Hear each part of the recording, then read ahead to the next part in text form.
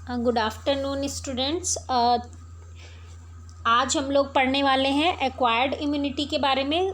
कल हमने पढ़ा था इनेट इम्यूनिटी के बारे में। तो कल का जो टॉपिक है मैं थोड़ा सा रिवाइज़ करना चाहूँगी।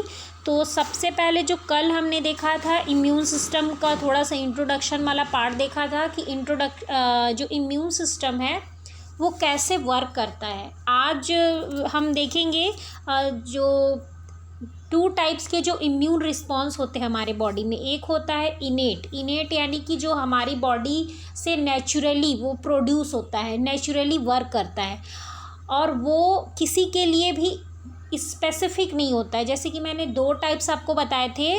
फर्स्ट था इनेट इम्यूनिटी एंड सेकंड है एक्वायर्ड और एडाप्टिव। मतलब जो इनेट इम्यूनिटी है this is a non specific defence system. मतलब मैंने उसमें क्या बताया था आपको कि कोई भी बैक्टीरिया, कोई भी माइक्रोब्स, वायरस, फंगस, किसी भी तरह का हमारे बॉडी में फॉरेन पार्टिकल्स, माइक्रोब्स अगर एंटर करते हैं तो इनेट इम्यूनिटी वो होती है जो एक ही जैसा वर्क करती है। वो किसी पर्टिकुलर माइक्रोब्स के लिए किसी अलग तरह का एंटीबॉडी नहीं बनाती, सबके लिए वो एक ही तरह से डिफेंड करती है। लेकिन आज जो हम लोग पढ़ने वाले हैं एक्वायर्ड इम्यूनिटी को ही एडॉप्टिव इम्यूनिटी भी कहते हैं। तो एडॉप्टिव इम्यूनिटी कब बॉडी में स्टार्ट होती है, कब उसका काम शुरू होता है, तो ये देखने से पहले हम लोग थोड़ा सा रिवाइज करेंगे इनेट इम्यूनिटी। उसमें मैंने आपको बताया था कि इनेट इम्यूनिटी में 2 चीज़ें होती है। एक होता है एक्सटर्नल बैरियर और एक मैंने बताया था इंटरनल सेलुलर जो कंपोनेंट्स होते हैं, है ना। तो इसका मतलब ये है कि जो इनेट इम्यूनिटी है यहाँ पे क्या हो रहा है कि जैसे देखिए फिजिकल बैरियर यानी कि स्किन और म्यूकस मेम्ब्रेन, किसी भी माइक्रोब्स ने हमारे बॉडी में एंटर किया, हमारे नेचुरल जो सेल्स हैं, जो स्किन है, सबसे पहले उसने डिफेंड किया, स्किन उसको डिफेंड करने में फेल हो गई। अब माइक्रोब्स हमारे बॉडी में अंदर आ गए। अंदर आने के बाद क्या हो रहा है, नेचुरल किलर सेल्स जो हमारी बॉडी में होते हैं, जो मैंने कल बताया था आपको, नेचुरल किलर सेल्स क्या कर रहे हैं, फैगोसाइट्स की मदद से उस सेल्स को डैमेज कर देते हैं, बैक्टीरिया को इनगल्फ कर लेते हैं। इनगल्फ मतलब खा लेते हैं और इस तरीके से वो हमारे बॉडी को इन्फेक्शन से प्रिवेंट करते हैं। ये तो हो गया हमारा इनेट इम्यूनिटी। लेकिन जैसे कि फिजिकल बैरियर हो गया, सेल्स हो गया, एक टाइम ऐसा आता है कि हमारी स्किन तो किसी भी वजह से ब्रेक डाउन हो गई या उसने वो डिफेंड नहीं कर पाई, तो फैगोसाइट्स, मैक्रोफेजेस की मदद से बैक्टीरिया क्या होते हैं, किल होते जाते हैं हमारे स्किन के अंदर के आने के बाद, यानी कि बॉडी के अंदर आने के बाद। लेकिन एक टाइम ऐसा आता है कि बहुत ज़्यादा बैक्टीरिया हमारी बॉडी में आ जाते हैं और वो जो नेचुरल किलर सेल्स होते हैं हमारे, वो इतना ज़्यादा एबल नहीं होते हैं कि वो सारे बैक्टीरिया को एक साथ वो डिस्ट्रॉय कर सकें और इसकी वजह से बहुत सारे जो मैक्रोफेजेस होते हैं वो भी डिस्ट्रॉय हो जाते हैं। तो इस टाइम पे जब एक टाइम ऐसा आता है जब जो हमारी नेचुरल इम्यूनिटी है, जो इनेट इम्यूनिटी है, वो कंटिन्यूअस क्या करती है, डिफेंड करती रहती है। लेकिन एक समय ऐसा आता है जब उसको लगता है कि हाँ, अब इसके बाद मैं इस पर्टिकुलर माइक्रोब्स को, पर्टिकुलर फॉरेन बॉडी को डिफेंड नहीं कर सकती हूँ, अपनी बॉडी को मतलब डिफेंड नहीं कर सकती हूँ इनके अगेंस्ट। तब वो एक सिग्नल भेजती है। किसको भेजती है, एडॉप्टिव इम्यूनिटी या फिर जिसको हम कहते हैं एक्वायर्ड इम्यूनिटी, इसको वो एक सिग्नल भेजती है। इसके बाद जो एक्वायर्ड इम्यूनिटी है वो एक्टिवेट होता है। फॉर एग्जांपल जैसे कि आप ये समझ सकते हैं कि जैसे कि सपोज मान लो जो पुलिस होती है ना हमारे शहर में या जो कंट्री में जो भी पुलिस है, वो सभी तरह के क्राइम को देखती है और कंट्रोल करती है। लेकिन अगर अचानक से टेररिस्ट अटैक हो गया या किसी तरह का कोई स्पेसिफिक वॉर या कुछ अटैक हो रहा है, तो उनको कैसे उस चीज़ को हैंडल करना है, ये जो पुलिस है उसको नहीं पता है ना।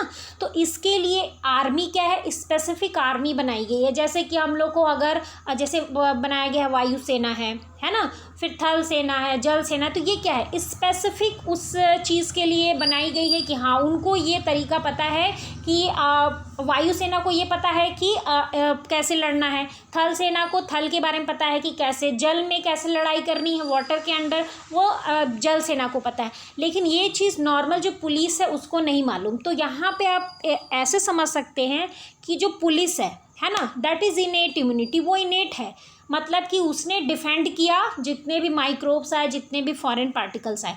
लेकिन अब कुछ स्पेसिफिक टाइप के जो माइक्रोब जो हमारे बॉडी में एंटर हो चुके हैं, उनको किल करने के लिए इनके पास कोई आइडिया नहीं है, क्योंकि इनके पास एक कॉमन चीज़ है जिससे ये डिफेंड करते हैं, कॉमन डिफेंस मैकेनिज्म यूज़ करते हैं। कुछ बैक्टीरिया और कुछ माइक्रोब्स क्या होते हैं, उससे डिस्ट्रॉय हो जाते हैं, लेकिन कुछ डिस्ट्रॉय नहीं हो पाते। तो इसकी वजह से क्या होता है, जो इनेट इम्यूनिटी रहती है वो अब एडॉप्टिव इम्यूनिटी को क्या करती है, सिग्नल भेजती है कि अब इसके आगे हम अपनी बॉडी को डिफेंड नहीं कर सकते। इसके बाद एडॉप्टिव इम्यूनिटी का काम शुरू होता है। तो ये जो प्रोसेस है ये होता है, इनेट इम्यूनिटी और एडॉप्टिव इम्यूनिटी दोनों ही बॉडी में एक दूसरे के साथ मिलकर कंबाइन होकर वर्क करते हैं, दोनों अलग अलग वर्क नहीं करते हैं। लेकिन आपको पहले ये चीज़ क्लियर होनी चाहिए कि हमारी बॉडी में कोई भी इन्फेक्शन होता है तो सबसे पहले इनेट इम्यूनिटी वर्क करती है। इनेट इम्यूनिटी वर्क करने के बाद अगर उसको ऐसा लगता है कि ये चीज़ अब उसके कंट्रोल से बाहर है, तो वो सिग्नल भेजती है हमारे किसको, एडॉप्टिव इम्यूनिटी को। उसके बाद हमारे बॉडी में एडॉप्टिव इम्यूनिटी क्या होती है, एक्टिवेट होती है। अब इसमें हम देख सकते हैं कि यहाँ पे साइटोकाइनेज लिखा हुआ है। साइटोकाइनेज क्या है, ये जो है इम्यून सिस्टम में बहुत ही इम्पॉर्टेंट रोल प्ले करता है। ये क्या करता है, हमारे जो सेल्स हैं, जो नॉर्मल सेल्स हैं, उनको डिफेंड करने में हेल्प करता है। तो मेन हम ये देखते हैं कि जो एक्वायर्ड इम्यूनिटी है, यानी कि antigen specific immunity. Antigen specific मतलब इनेट में हमने क्या देखा था, कोई स्पेसिफिक वहाँ पे जो स्पेसिफिक कुछ उनके पास डिफेंस मैकेनिज्म नहीं है, जो भी सामने आएगा वो उसके लिए एक ही टाइप से डिफेंड करते हैं। लेकिन यहाँ पे क्या है, एंटीजन स्पेसिफिक मतलब अलग अलग टाइप के पैथोजेंस, अलग अलग टाइप के माइक्रोब्स के लिए अलग अलग टाइप का डिफेंस सिस्टम है। जैसे कि सपोज बैक्टीरिया है, तो बैक्टीरिया में भी बहुत सारे टाइप्स के बैक्टीरिया हैं, तो एक पर्टिकुलर टाइप के बैक्टीरिया के लिए उसी पर्टिकुलर टाइप के लिए बैक्टीरिया के लिए उस पर्टिकुलर टाइप का एंटीजन बना हुआ है। अगर कोई वायरस है तो उसके लिए अलग टाइप का एंटीजन है, अगर कोई फंगस है उसके लिए अलग टाइप का एंटीजन है। मतलब क्या है यहाँ पे, एंटीजन स्पेसिफिक मतलब ये है कि कोई भी एक पैथोजन आ रहा है तो उसके अंदर में जो भी पर्टिकुलर पैथोजन है उसके लिए ही सिर्फ वो स्पेसिफिक डिफेंडिंग सिस्टम बनेगा। समझ में आ गया आप लोगों को। अब नेक्स्ट हम लोग देखते हैं, अब जो ये जो सिस्टम है, जो एक्वायर्ड इम्यूनिटी का सिस्टम है, अब इसमें कौन डिफेंड करता है हमारी बॉडी को। तो इसमें दो चीज़ें जो हैं वो बहुत इंपॉर्टेंट है, जो हमने अभी प्रीवियस वाले स्लाइड में देखा, टी सेल और बी सेल। तो टी सेल और बी सेल कहाँ से प्रोड्यूस होते हैं, कैसे बनते हैं, तो ये बोन मैरो से प्रोड्यूस होते हैं। जो टी सेल और बी सेल हैं वो बोन मैरो से प्रोड्यूस होते हैं। तो सबसे पहले वो स्टार्टिंग से ही टी सेल और बी सेल नहीं होते, सबसे पहले वो क्या होते हैं, हीमेटोपोइटिक स्टेम सेल्स होते हैं। मतलब सबसे पहले वो बोन मैरो से एक हीमेटोपोइटिक स्टेम सेल के फॉर्म में बनते हैं। वो स्टेम सेल लिम्फोसाइट में कन्वर्ट होते हैं। देन लिम्फोसाइट 2 टाइप्स के सेल में कन्वर्ट होते हैं, 3 टाइप्स के सेल्स में कन्वर्ट होते हैं। फर्स्ट है आपका नेचुरल किलर सेल, जो कि इनेट इम्यूनिटी में काम आता है। सेकंड हम देखते हैं डेंड्राइटिक सेल, और थर्ड है फिर से 2 डिवीज़न है, that is B cell and T cell. B cell क्या करता है, ये एंटीबॉडी को प्रोड्यूस करता है। टी सेल के बारे में मैं आप लोगों को स्लाइड सेंड कर चुकी हूँ। टी सेल 4 टाइप्स के होते हैं। फर्स्ट होता है उसमें regulatory cell, second cytotoxic cell, third helper T cell, और फोर्थ जो होते हैं मेमोरी सेल्स होते हैं। तो ये जो एक्वायर्ड इम्यूनिटी है उसमें जो मेन रोल प्ले करता है वो है आपका लिम्फोसाइट्स। लिम्फोसाइट्स में भी कौन से, B cell and T cell. अब नेक्स्ट हम देखेंगे जो एक्वायर्ड इम्यूनिटी है, इसमें 2 टाइप की इम्यूनिटी होती है। फर्स्ट होती है सेल मीडिएटेड और सेकंड होती है ह्यूमोरल इम्यूनिटी। तो सेल मीडिएटेड होती है और ह्यूमोरल इम्यूनिटी होती है। अच्छा, इसके पहले हम देखेंगे एक्टिव इम्यूनिटी और पैसिव इम्यूनिटी। एक्टिव इम्यूनिटी मतलब person develop by own immune response against the microbes. Active immunity का मतलब क्या है, यहाँ पे जो पर्सन है उसके अंदर ये एक्टिव इम्यूनिटी खुद के इम्यून रिस्पॉन्स से, खुद की बॉडी से, खुद की इम्यूनिटी से आती है जो माइक्रोब्स के अगेंस्ट वर्क करती है। Passive immunity transfer of antibody from one host to another.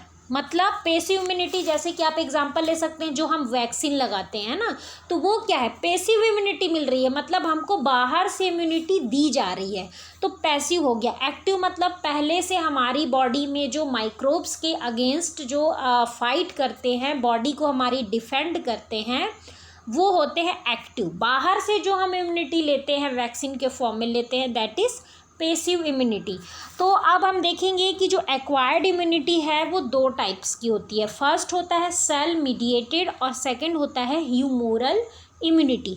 तो जो सेल मीडिएटेड, इसमें जैसे आप नाम से ही देख सकते हैं कि जो सेल मीडिएटेड इम्यूनिटी है उसमें क्या होता है, जो हमारे सेल हैं वो क्या करते हैं, डिफेंड करते हैं इम्यूनिटी डिफेंड करते हैं और साथ ही साथ हमारी बॉडी में इन्फेक्शन के अगेंस्ट फाइट करते हैं। सेकंड हम देखते हैं ह्यूमोरल इम्यूनिटी। ह्यूमोरल इम्यूनिटी मतलब हमारी बॉडी में जो फ्लूइड है, लाइक प्लाज्मा है ना, प्लाज्मा प्रोटीन्स है, तो ये हमारी बॉडी के फ्लूइड में भी कुछ अमाउंट्स में क्या होता है, जो ये इम्यून सिस्टम है उसके साथ ये हेल्पफुल होते हैं। कैसे, ह्यूमोरल इम्यूनिटी में मेनली ये होता है कि जो हमारे अंदर में जो बॉडी फ्लूइड रहते हैं वो क्या करते हैं, जैसे कि फॉर एग्जांपल अगर हम ब्लड ले लें तो ब्लड में बहुत सारे टाइप के एंटीबॉडी होते हैं, तो ये भी क्या करते हैं, हमारी बॉडी में माइक्रोब्स, पैथोजेंस, फॉरेन पार्टिकल्स, ये सभी के अगेंस्ट फाइट करते हैं।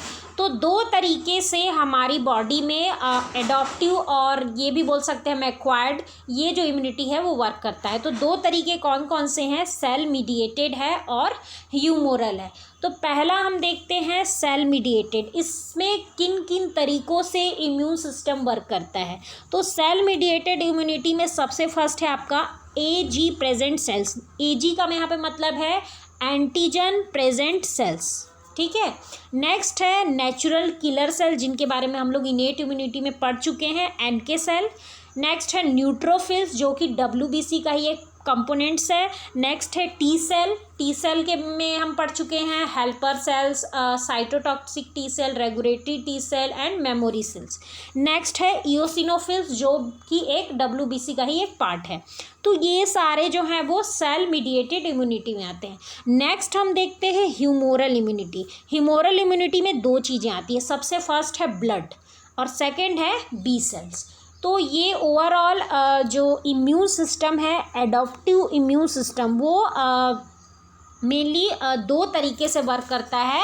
First cell mediated immunity and second one is humoral immunity. अब हम देखते हैं मोड ऑफ एक्शन, यानी कि एक्वायर्ड इम्यूनिटी हमारी बॉडी में कैसे वर्क करता है, कैसे एक्शन लेता है।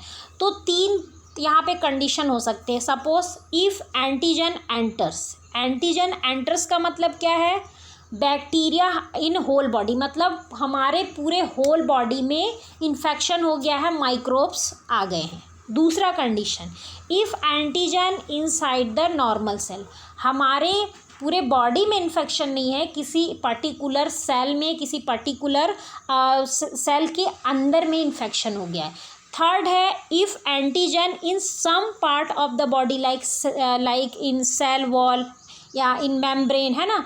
तो या तो फिर हमारे सेल के अंदर में नहीं है, बॉडी के कुछ पार्ट में इन्फेक्शन हो गया है या किसी सेल के कुछ पार्ट में इन्फेक्शन हो गया है। तो ये तीन कंडीशन हो सकते हैं। तो सबसे पहला कंडीशन है if antigen enters in whole body. अगर हमारी बॉडी में, पूरे होल बॉडी में इन्फेक्शन है, तो क्या होता है, मैक्रोफेजेस क्या करते हैं, उस बैक्टीरिया को इनगल्फ करते हैं with the help of phagocytosis. Phagocytosis मैंने आपको कल बता दिया है। तो बिल्कुल वैसे ही जो मैक्रोफेजेस हैं, फैगोसाइटोसिस की मदद से क्या करते हैं, उस बैक्टीरिया को इनगल्फ करते हैं। नेक्स्ट APCS यानी कि एंटीजन प्रेजेंटिंग सेल। यहाँ पे जैसे ही मैक्रोजोफेजेस है वो उनको कैच करते हैं, एंटीजन रिप्रेजेंटिंग जो सेल्स हैं वो क्या होते हैं, एक्टिवेट होते हैं। इनके एक्टिवेट होने की वजह से जो टी सेल्स हैं, टी सेल्स दो काम करते हैं। पहला क्या काम करते हैं, वो बी सेल को एक्टिव करते हैं जो कि एंटीबॉडी को प्रोड्यूस करता है उस स्पेसिफिक एंटीजन के लिए, यानी कि उस पर्टिकुलर माइक्रोब्स के लिए बी सेल क्या करते हैं, एंटीबॉडी को प्रोड्यूस करते हैं। दूसरा काम क्या करता है T cell, helper T cell, cytotoxic T cell को क्या करता है, एक्टिवेट करता है। साइटोटॉक्सिक टी सेल क्या करता है, इन्फेक्टेड सेल को डिस्ट्रॉय करता है। तो ये जो एक्शन है वो कब के लिए है, जब पूरे होल बॉडी में बैक्टीरियल इन्फेक्शन हो, मतलब पैथोजेंस का इन्फेक्शन हो गया है।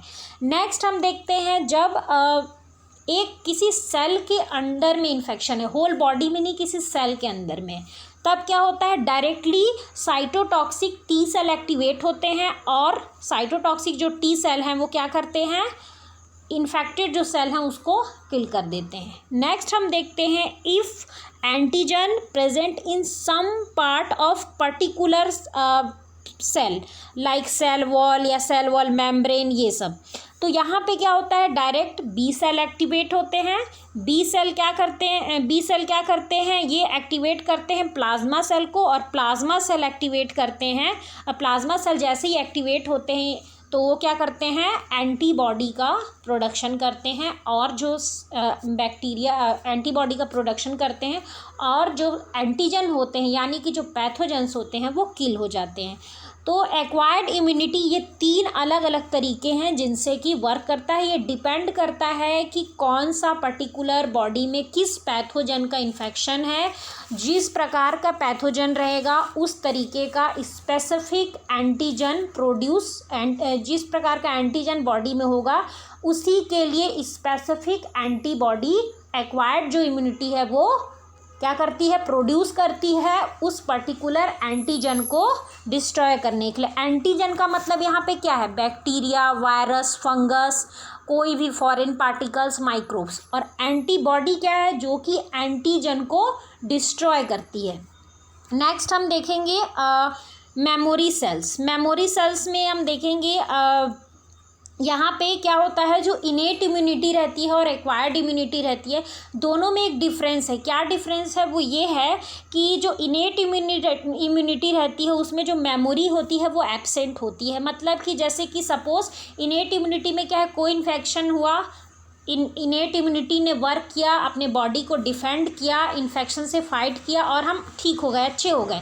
तो वो नेक्स्ट टाइम याद नहीं रखती है कि सामने में कौन सा माइक्रोब्स था, किसको उन्होंने किल किया, किसको उन्होंने मारा, है ना। लेकिन यहाँ पे जो एक्वायर्ड इम्यूनिटी रहती है ये क्या होती है, इनमें मेमोरी प्रेजेंट रहती है। यानी कि एक बार कोई भी अगर हमको स्पेसिफिक इन्फेक्शन लग जाता है तो हमारी बॉडी क्या होती है, उसके लिए फिर उसको याद रखती है कि हाँ हमने इसको किस तरीके से डिस्ट्रॉय किया था। तो नेक्स्ट टाइम जब वो फिर से वो एंटीजन हमारी बॉडी में आएगा तो बॉडी बहुत लंबा प्रोसेस बिल्कुल नहीं फॉलो करती है। वो डायरेक्ट क्या करती है, वो पर्टिकुलर जो एंटीजन है उसके अगेंस्ट पहले से उसके पास मेमोरी सेव है कि हाँ ये पर्टिकुलर एंटीजन के लिए ये एंटीबॉडी है उसको किल करने के लिए, तो वो उसी एंटीबॉडी को प्रोड्यूस करती है और वो उसको किल कर देता है। जैसे कि हम एक एग्जांपल लेते हैं, जैसे कि फॉर एग्ज़ाम्पल जैसे कि सबसे पहले हमको एक बार कोई भी इन्फेक्शन हुआ, जैसे कोई भी हम लेते हैं हर्पिक सिम्प्लेक्स हो गया, टाइफॉइड हो गया, है ना। तो जैसे कोई भी हमको इन्फेक्शन होता है तो क्या होता है, एक बार इन्फेक्शन हुआ, हम इन्फेक्ट हो गए, हमारी बॉडी को उस इन्फेक्शन से फाइट करने में, बॉडी को डिफेंड करने में टाइम लगा। उसके बाद क्या हो गया, जैसे हमको एक बार टाइफाइड हुआ, हमको इन्फेक्शन हुआ, अब हमारी बॉडी ने फाइट किया, हम ठीक हो गए। अब दोबारा अगर हमको फिर से टाइफाइड होगा तो हमारी बॉडी को उतना ज़्यादा टाइम नहीं लगेगा फाइट करने के लिए और हमारी बॉडी को रिकवर करने के लिए। क्यों? क्योंकि हमारे बॉडी की एक्वायर्ड इम्यूनिटी ने पहचान लिया है कि ये पर्टिकुलर जो बैक्टीरिया है, ये पर्टिकुलर जो माइक्रोब्स है, ये क्या कॉज करता है, टाइफाइड कॉज करता है। तो ये जैसे ही बॉडी में दोबारा एंटर करेगा तो बॉडी डायरेक्ट उसके लिए जो एंटीबॉडी बॉडी में प्रेजेंट है उससे उसको किल कर देगी। यही होता है मेमोरी टी सेल्स का मतलब यही है कि एक बार अगर वो किसी भी बैक्टीरिया को या वायरस या किसी भी चीज़ को किल करते हैं तो फिर वो उस चीज़ को याद रखते हैं कि ये पर्टिकुलर पैथोजेंस, ये पर्टिकुलर जो माइक्रोब्स हैं किस एंटीबॉडी से किल होंगे। तो ये कंप्लीट है आपका एडॉप्टिव इम्यूनिटी, उसके मोड ऑफ एक्शन क्या है। तो इनेट इम्यूनिटी मैंने आपको बता दिया है और ये है आपका एक्वायर्ड इम्यूनिटी।